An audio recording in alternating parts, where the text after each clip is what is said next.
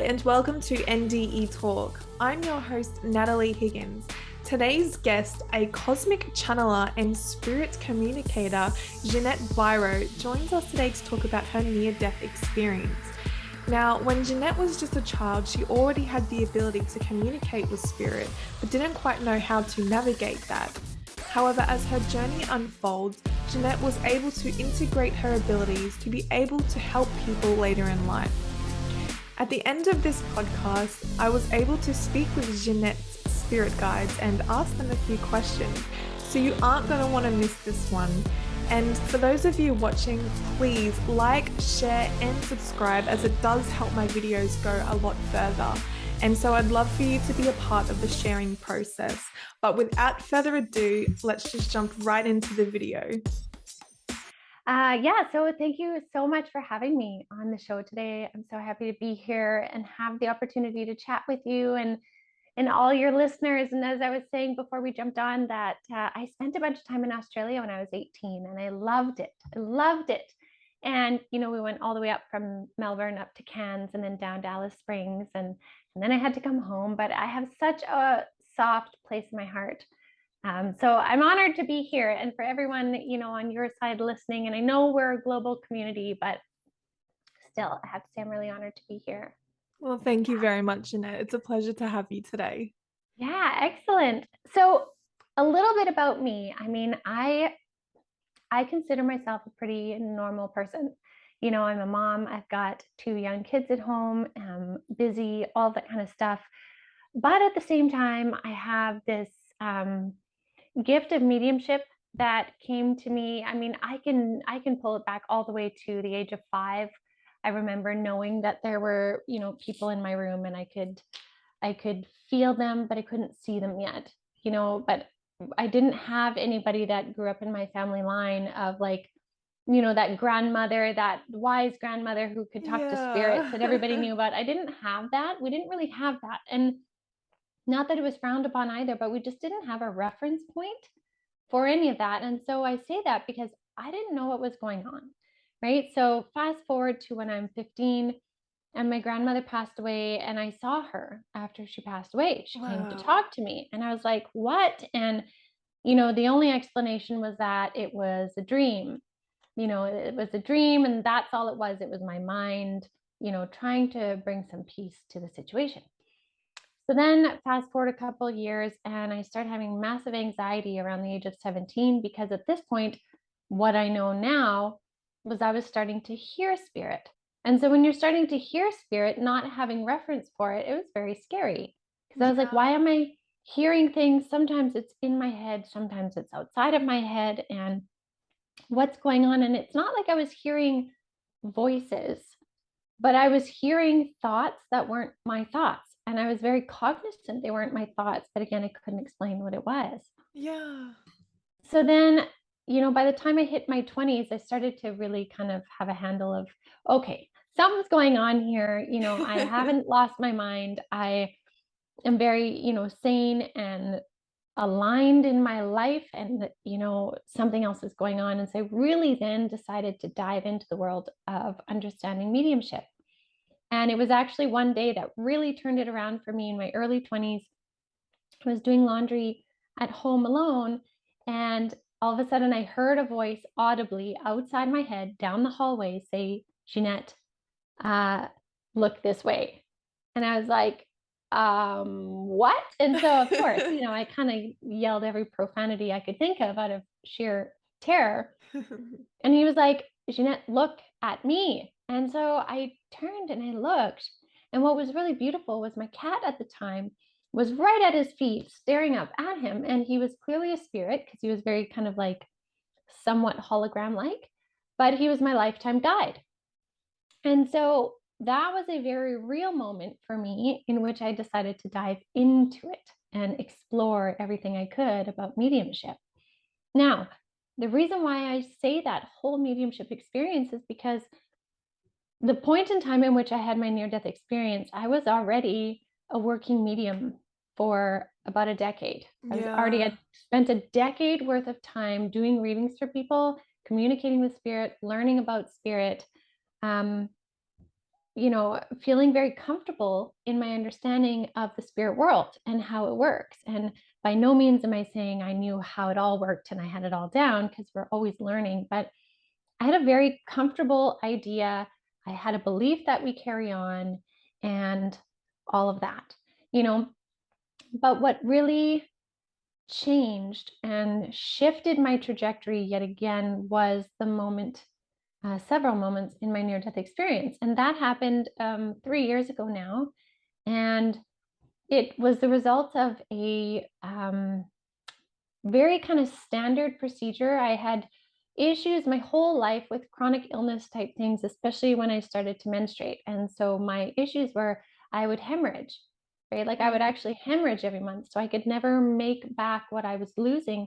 So we decided finally, after years and years of being very ill with it, to do a quite a simple surgery to kind of rectify the situation. So I was, it wasn't like a big daunting thing that we were going into, but leading into my surgery, and I write about it in my book, was a series of events that, again, retrospectively, being the most beautiful teacher of clarity, right? In retrospect, I could see how I was lining up to have this exit point.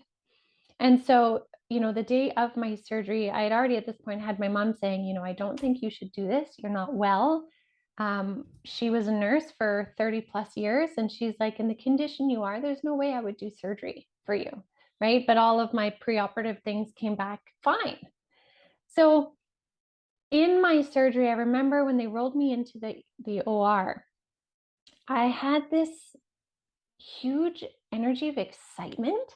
And I've had surgery before, so I'm not usually excited, to go have surgery. It's a little daunting. And Yeah. there was this feeling of excitement, like I was about to go down a water slide, and I was waiting for them to just say, yes, your turn, right? Like that kind of feeling.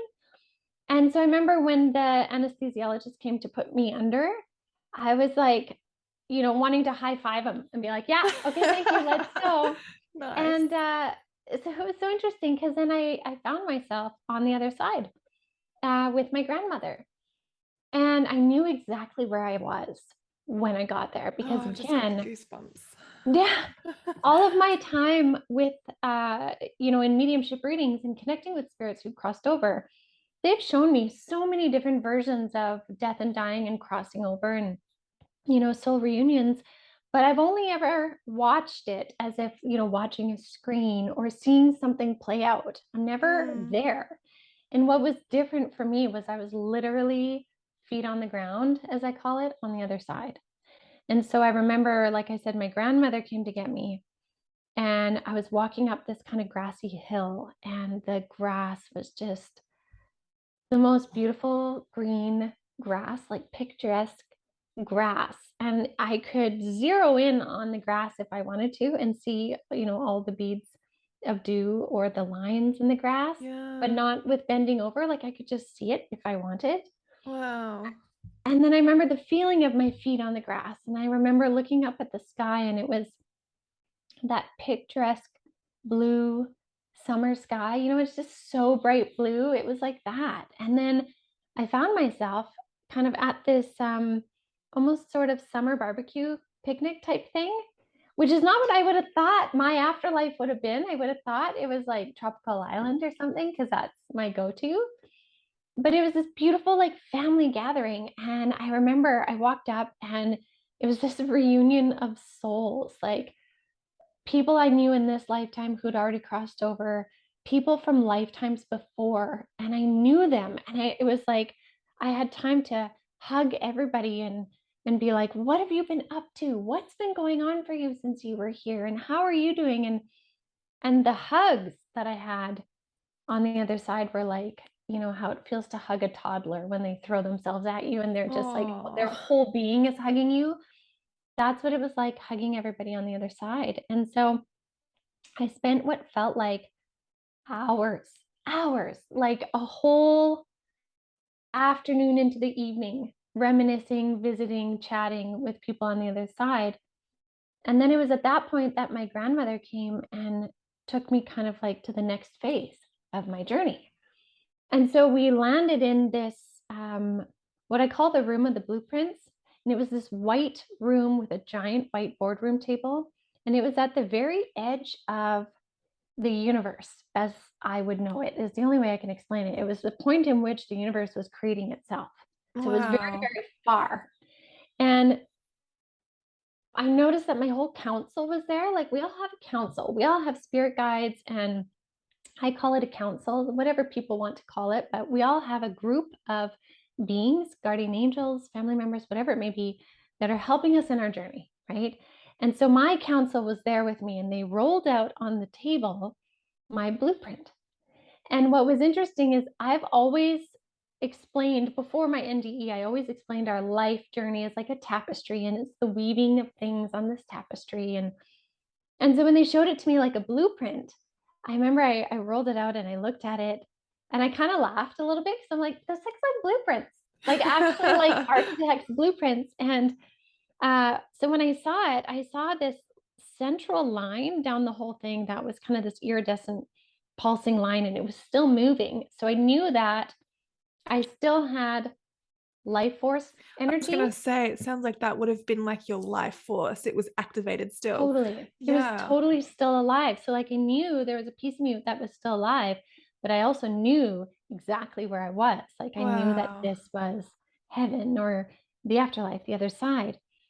And so what we did is we reviewed with my counsel and my guides, we reviewed everything of my life up to that point, up to this junction point. We went over it like a life review, like people talk about. And I've seen souls tell me about life reviews. I literally had my life review. Awesome. And then we got to that point, and that's when they asked me, now that we've got to this point, do you want to stay or do you want to go? And I remember I was like, oh, uh, well, I want to go back. I still have more stuff to do. And so Yeah. they were like, okay, sure, that's no problem. And so then what they let me do is with this remaining amount of time, which is like, 6 inches maybe, I don't know what it compares to with what I reviewed before. I can't see past my guide's shoulder in my memory of it. So I don't know what this 6 inches means. Is this, 20 years, 6 years, 40 years? I have no idea. Wow. But with what remains, I had the ability to go through and change out some destiny things. And I call them juncture points. And so what I did is they were like, you can change out different things. And that in that moment taught me how much we actually do plan out our soul's journey, like our life journey, sorry, the journey that we're going to have on earth. Yeah. We sit with our council and we discuss what are the lessons we want to learn, what are some of the main things we want. And then when we come to have the earth life, we maneuver those destiny points, but with free will. And so Yeah. as humans, we have our free will choices in every situation, but they connect to those destiny juncture points, right? So I was at a juncture point that I agreed upon. Then I went and changed out a few. And so they said, you can change out as many as you want. And they kind of looked like fuses, almost like if my blueprint had these fuses that you could actually pull out and then plug another one in. Yeah. They said, you'll remember the first one, but you won't remember the next ones. But when they occur, you'll remember, right? And so the first one was chronic illness, right? And so Yes. I had so much chronic illness, like just things Just always. get rid of that one. Yeah. And so I even remember when I pulled it out, I was like, are you serious? And they're like, yes.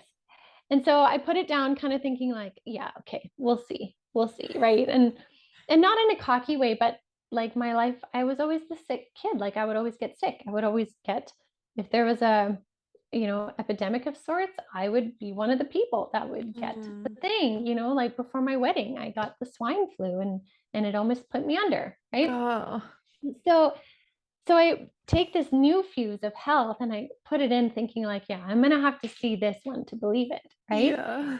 And so I did that with a couple more. And again, they asked me again at that point, do you want to stay or do you want to go back? And what was interesting was at this point, I could see my higher self, which was me, but just the greater version of me. And although I was a part of it, I could also see it as separate. Again, Yeah. that's where like human language and human physics, it doesn't quite make sense. But When I saw the beauty and the absolute admiration that my higher self had for the human life and human experience and how valuable it is, when I could feel that, it was just this extra like, no, absolutely, I want to go back. I have stuff to do, with my family and my kids, but also my purpose, like totally willing to go back.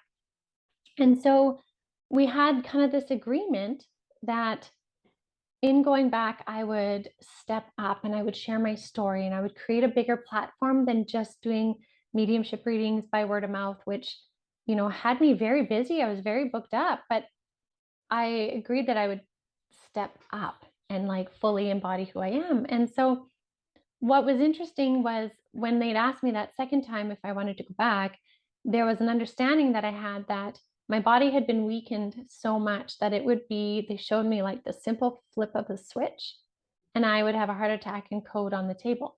And so Mm, that life force that I was seeing was in fact me being sustained. But had I said, yeah, no, I want to stay, it would have just been, one of those situations where she had a massive heart attack. We couldn't revive her. yeah. And so it was so interesting. So when they asked me that second time and I said, yeah, I want to go back, it was like this instantaneous shift. And I remember hearing the nurse in the recovery say, Jeanette, are you awake? And within the span of like a couple seconds, I heard her say that. I felt my soul go like whoop, back into my body, but I could still feel my grandmother with me. And then my higher self spoke through me with such clarity because I'm groggy when I come out of surgery. Like it's Yeah. actually funny, right? I stopped the nurse right away. Again, my eyes were closed. And again, this was all within seconds. I stopped the nurse and I said, I need you to write something down for me. I'm a medium and something very important happened. I need you to write this down. And the nurse was like, okay, honey, what do you want? And so I told her to write down these 4 statements. I have them here, which wouldn't make sense to anybody, but this was the paper for my surgery. And it just says, Great Baba, because she was my Baba, she was Ukrainian, so that's what we would call her. She was there, tree roots, time to entwine, and went far. So these were all just like key words that I learned later. Well, let me just finish this part. So I said to her to write those down, and then I said, I need you to fold them up, put them in my hand. So she did. She folded it up, put it in my hand, and then when they wheeled me into recovery and my mom was there, I gave my mom the paper and I said, you have to hold on to this. Don't lose it. It's important. So then they gave me a whole bunch of pain meds, which my higher self knew because I have a very, although I love spirit stuff, I'm very sciencey and I'm very, left brained also. That's So I would perfect. question, yeah, I would Mm. question, did the pain meds do something? Was there this or that? And that's why my higher self jumped in right away to get that out, to validate it for me. Because then a couple days later, once I had no more pain meds in my system, my guides were like, it's time to take out the paper. And so I took it out and I remember I unfolded it and I read those words and the vividness of my whole experience all just came back. And I knew what happened after my surgery, even through the pain meds. I was like, oh, I know exactly what happened. But reading those phrases just brought it all back. And I remember that day, I was at my parents' house because my husband had the kids while I was recovering. And I said to them, I have to tell you guys a story. And after I told them, then I just started writing. And then I wrote my book within, 3 months. It was all out. And Wow.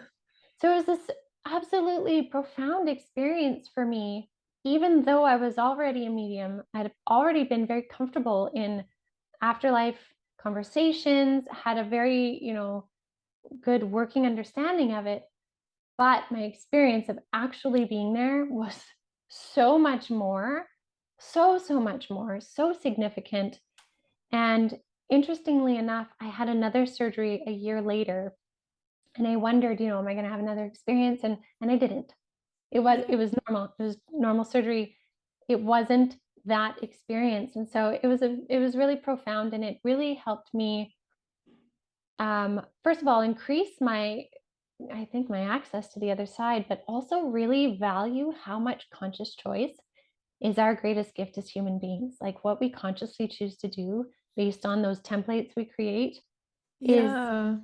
profound. And we can do so much amazing stuff on this planet if we know that. right? And so that's why I decided to share my story. And that's one heck of a story. Yeah. Really, really incredible. I haven't heard anything like it, so that was Oh, amazing. Thank wow. you. Um, Yeah. I wanted to ask you, could you give us an example of what spirit looks like? Mm. Oh, wow. Okay. Now, do you mean spirit during my NDE or spirit during mediumship readings? Oh, I guess you could do both if that's okay. Yeah. Okay. So the reason why I say that is because if I speak just to my NDE first, um, the spirits during my NDE, now again, this is where we have to try and listen with non-linear 3D physics-based human ears, right? Because we want to understand it in our brain, but we can't. So I have to use 3D language to explain something that's not, Yeah. right? So on the other side, when I was with them, they looked entirely like they did in life. At the same time, they were undulating energetic fields. Mm, At the same time, I could move through them, but I could also tangibly hold them and hug them like I would a person here. yeah. So all of that at the same time, right? Which our brains are like, well, that can't be, but it was. It's Yeah. not within a 3D density. That's 5D beyond. So that's how they looked in spirit when I was there. Now, when I see spirit either, in a mediumship reading or just around, they can look many different ways. Sometimes they can look exactly like they did, like the person, but slightly hologram-like. So I can tell that they're spirit. So, they would look like the person, but you can slightly see through them, but not in the scary way that, Hollywood movies make them out to be. Yeah. You just tell that they're spirit. But I also will see them sometimes like a shadow figure or just an outline of a figure. But again, the shadow doesn't mean anything negative. It just means they're trying to bring their energetic frequency into density so they can be seen. Yeah. I've heard of that before. Yeah. So I can see them that way. And even they can be any color of the rainbow too. So sometimes they could look like a black shadow, or they could be purple, or they could have the rainbow running through them. And then I also sometimes see them like orbs of light. Like they'll approach often as an orb of light. If they know how to, they'll manifest into an image. If they don't know how, they'll stay as a ruminating ball of light that I'll see, but they may talk to me clear as day. Incredible. Yeah, so it's vast in the way they can show themselves. Yeah. Another question I have for you. Yeah. So when you pulled the wiring, so to speak, in your blueprint, Mhm. can any of us do that? Yeah, so that's a great question. And I've had people ask that. And what's really interesting is I really feel that we can go into seeing our blueprint or connecting with our counsel during a meditation or maybe during spiritual hypnosis, like past life regression, but where you go to in Yeah. between lives. I believe there are many ways we can get to that point to have a deeper understanding of what's going on and see if we can shift out some things. Now, if we haven't finished learning a lesson, of something, then we won't be able to remove it, right? So, Yeah. like, say 5 years before with my health issues, I hadn't finished learning everything it was teaching me. And essentially, it was teaching me surrender. And I was very, very stubborn, right? Wow. And Okay. so, since I got to that place of surrender, I was able to change it out, right? So, for Yeah. some people, they may not be able to just go and do that. But what I would encourage people to do is look at where the repeated patterns of things in your life are happening, and that's probably a big indicator of what a juncture point is for you, or one of the fuses of desired soul lesson. And if you notice that pattern, then if you went into, again, meditation, even maybe Akashic Records or something like that, you could go in and access it and possibly change it out at that time. Yeah. Thank you so Yeah. much. I'm gonna Yeah. try that. Yeah, absolutely. Um, Absolutely. I watched one of your podcasts. I can't remember the name of it, sorry. Um, but you answered a question from one of your, I think, viewers, and it was about, do we all go to the same place? And I really like the description you shared when you said um, it was like Buddha and Jesus told you or showed you that people would go down all these different slides into the same Mm, pool. Do you yeah. remember what I'm? Yeah. Yeah, I Yeah, do. could Yeah. you give the viewers that example or let them know a bit about that? Yeah, absolutely. And that's a really great question. And I think one that, I hope more people ask and explore, because we have on earth, we've really gone through the experience of having very, singular tracks to what will, allow you to reach enlightenment or heaven, or, release your karma, whatever that may be. But the beautiful thing that regardless of what religion you follow, what practices you follow, even if you're atheist, what they showed me, Buddha and Jesus, was again all of these different slides from different religions, different paths, and that they all lead back to a central place, a central pool that is the essence of love. And the most simplest way we can describe the energy of the other side and the higher realms of heaven and whatever you want to call it is love. And within that, that encompasses compassion, understanding, growth, acceptance, non-judgment, and all of that. And so the reason why all of those slides will lead back to that is because some people may desire a soul experience. And again, that's not a conscious human desire, but a soul level desire of an experience that really allows them to learn and grow through, say, a particular religious doctrine that is very limiting, that really asks you to, learn how to have willpower against maybe things you would like to do. But if your religion says no and you follow that to a T, there's a soul experience in following something very structured. Yeah. Whereas, some others may need a different kind of soul experience. And so if we go into all of the amount of past lives we've had, we have all had many different experiences following different paths. But all of those paths are always going to lead us back to that central pool, if you will, Yeah. of love, understanding, compassion, creator, source, universal energy. Beautiful. Thank you for sharing. Yeah. I wanted to ask you, I have so many questions. I hope that's Yeah. okay. That's fine. Yes. So you're a cosmic channeler, I believe. Yes. Could you give the viewers an example of what happens when you channel? It's kind of a three-part question. When you channel, do you need to be in some type of meditative state? And also, do you remember what's being said after the fact that you've channeled? Like, do you know what was being said at the time? Yeah. Great question. Okay. So, cosmic channeler is not something I ever thought was on my radar. And I remember the first times that some of my guides came forward that were not of earth or angels or traditional spirits that, many people are more comfortable with. I remember I called them my three monks. They came cloaked at first. And when they first showed up, I was like, okay, show me who you are. And they said, no, you're not ready to see who we are. This was years ago. And Wow. and I was like, no, you can show me who you are. And they said, no, you need to know who we are first. You have to feel who we are, feel the energy of who we are before we show you. So I spent about 3-4 months learning from them. They were teaching me different things, growing a relationship so that I grew to trust them, which I still do to this day. And they're wonderful. But I remember the day that they finally showed me who they were, they pulled their cloaks off and they didn't look human. They Yeah. didn't look, they just looked slightly different than human. They weren't like gray aliens or anything like that, but they were not human like. They were Pleiadian and Arcturian. And Mm. so they just look a little bit different. And I remember, and the reason why I say this is I remember that stretched my mind, my conscious mind, too much at that point. And I was actually angry because I said, great, thanks. This is where mediumship goes crazy because, oh, now I'm talking to aliens. Thanks so much. Yeah, Right. yeah, yeah.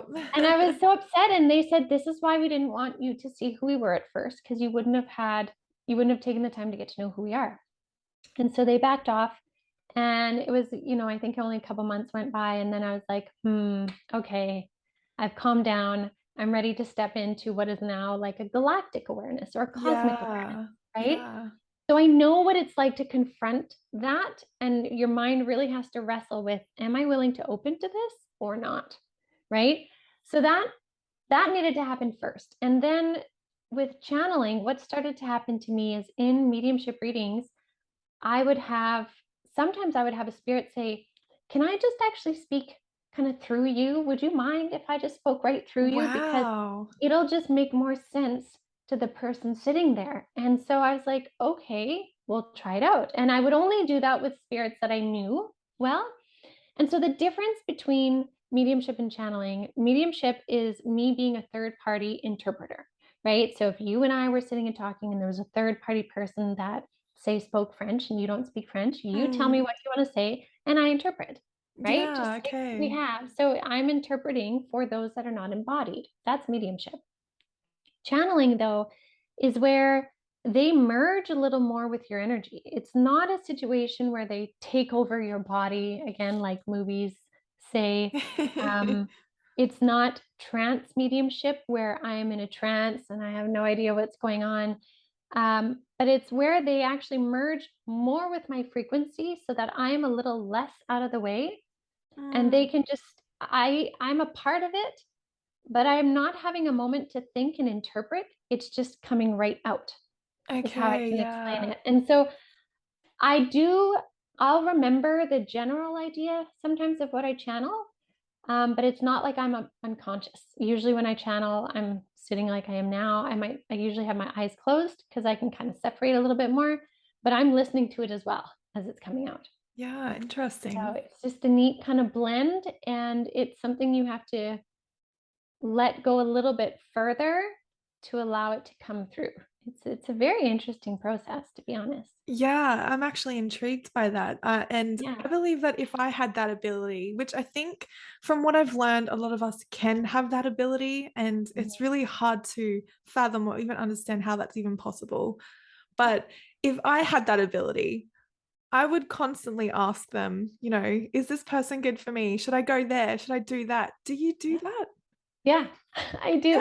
I do because you can't help but not. And here's the interesting thing though, is spirit will be very helpful. My guides, they'll step in when they need to, but there's also times where they will step back and they won't answer the questions because what they don't want is they don't want people to become so reliant on them that they're Mm, no longer making their own personal decisions, right? Like yeah. free will is so the valued piece of having an earth life is to experience free will within the emotional realm. And so anytime that we're getting too dependent on spirit, they will actually pull back for our, for our good. It's like codependency on this planet. We know it, codependent relationships don't really get us anywhere. We need to be independent beings pairing with another independent being, still both being independent, but working together. And They so, sound like to me, sorry, right. like a divine mother, like, Yes, no, not right yes, now. You need to learn your lesson right now, or yes. you know what I mean? That's beautiful. It's exactly that. And so, yeah, there are times where spirit's super helpful with me. And then there's times where I get really frustrated and I'm like, you guys aren't here. Where are you? What's going on? And and then I realize why it was. And again, retrospectively, I'm like, oh, I get it. Okay, thanks. Yeah. Would you Yeah. ever be walking around in a shopping center and feel the need to tell someone a message, or do you are you Oh, able to turn it off? How does that I've work? yeah, that's a good question. I've had that before, and I don't usually like to say anything to somebody. What Mm, I've found is that's actually very unnerving for people. mm. Um, More often than not, it can be very unnerving for people to just have it surprised or like, excuse me, I'm sorry, but your mother passed away and she's behind you and da da da. It's Yeah. sensational, right? And some people might enjoy it, but it's actually very confronting to people when they're Mm, not ready for it. So I really make a point of saving that for readings. Like I'll think, if someone is meant to find me, they'll find me. And if I yeah. have a spirit come through, which happens often, I will say, you know what, I'm not comfortable just walking up to them. So if they come find me, then absolutely I'll bring it through. So I usually put a bit of a boundary up when I'm done readings. I kind of lower my Yeah. frequency, bring it back into kind of 340 so that I'm not bombarded at the grocery store because it can be very overwhelming sometimes. It can be very loud. Yeah, and another thing I think I've heard that you need to do protection, and I'm not sure whether this is true or not. Maybe I could get your advice on this, because I meditate myself, and I never know if what happens if I start being channeled by something, or what if I, leave my body. How would Mhm. we protect ourselves, and is that needed? Yeah, absolutely. Um, I think it's really important, but not in a way of fear. Like the word protection oftentimes we see it in a form of defense. Mm. It's less about like defending something, but rather setting your frequency to be such that it repels anything that would want to be pesky, right? So it's Yeah. kind of like if you ground your energy into Mother Earth, which is like one of the best frequencies for us, and then also, you can ask your guides, please surround me with your beautiful energy so that only the beings of the highest light Mm. interact, Yeah. right? That's a form of protection. But again, we're not doing it in a fear-based frequency, but rather in reinforcing our best frequency Yeah, that that makes so much sense oh to me. Very much resonates. Yeah. yeah. Um, so with your near-death experience, how has that changed you? Like I know you were a medium and a channeler beforehand, but Mhm. how has it changed you in your life today?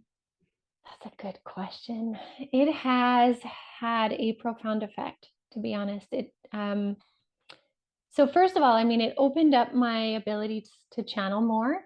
It also made mediumship like this fast for me Yeah. when it's there, when it's meant to be. So I noticed that. Um, but it also really helped me slow down into being very present in moments. Like I Yeah. realized the value of moments, and I also realized the value of conscious choice and how, if something's frustrating me, taking the onus on myself and being like, okay, so what is my conscious choice here? What am I going to do about it? Like it took away finger pointing of, either a victim mentality or blame. And I say that I still have very human moments where I can have a pity party, but then I can catch myself, pull myself out of it and be like, how are you going to consciously choose to do something different here? Right? So Yeah. that's big. But I think the most profound thing for me is that if ever there was a doubt, like even I mean, like I said, before my NDE, I was already practicing medium. I already believed in what I was doing. Obviously, there had been so many, proven things one after another. But if there was even like a 5% or 0.5% doubt, do we carry on? It completely and utterly eliminated it because I've literally been there. And so knowing that and knowing I chose to come back has changed the frequency of how I do things here in terms of I know I'm here for a reason. I had the opportunity to go. I chose to come back. So I'm going to make the most of this time. Like it sounds simple and it is simple, but yet it's profound at the same time. Yeah. And I have Yeah. to say, you're badass for coming back because I've heard that, Earth is a really hard place to be. So for you to come back here after experience that love feeling, yeah, you're crazy. I know. And I even said that to my guides because there was this time of trying to reintegrate after because Yeah. it was so profound and it was so beautiful and the energy's with you and then you come back into the density of earth. It took me a couple months to really come to terms Yeah. with the fact that I did choose to come back, and then the pandemic started and then all of this and I was like, why did I choose this? Like obviously my kids and family, sure, but like why else did I choose this? Because it was very chaotic time, but again, I would go back to that energy and seeing my higher self and how much I valued everything I had done and Ah, all the experiences, good and bad. Times where I was a really good human and times where I was not a good representation of human and everything in between. And my higher self loved all of it and was like, all of this is so valuable in learning who you are now that I was like, well, I have to do something with it. yeah, that's powerful. And thank you Yeah. for your service here. Thank you for coming back to Oh, and thanks. being here and sharing your story is incredible. And I feel Yeah. like I must have some part in being able to share this because what you're telling me, you coming here and having like a purpose and I'm interviewing you, it makes me feel a little bit like, am I a part of your journey? Like, I don't know. I Oh, don't know why I'm believe it. asking this. I feel like it's such an important question.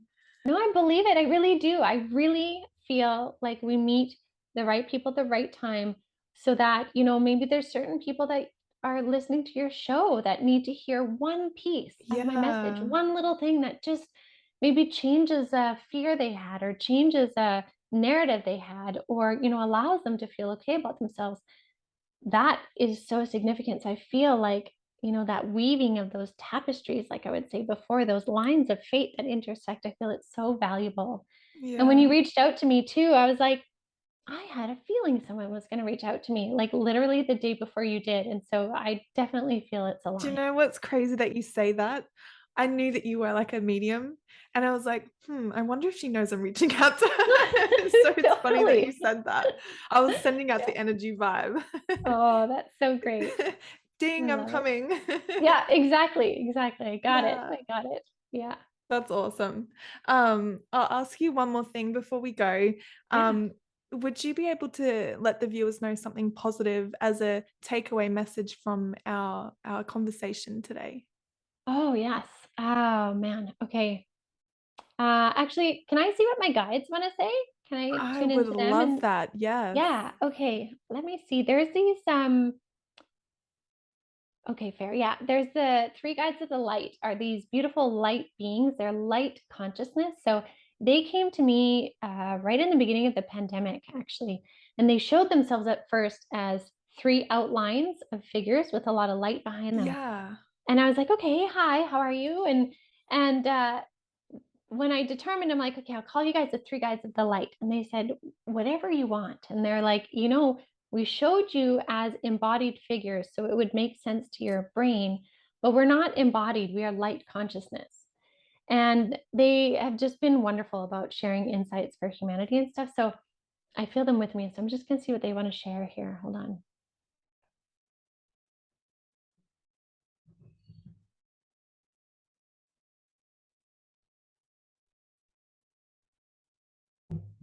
Okay.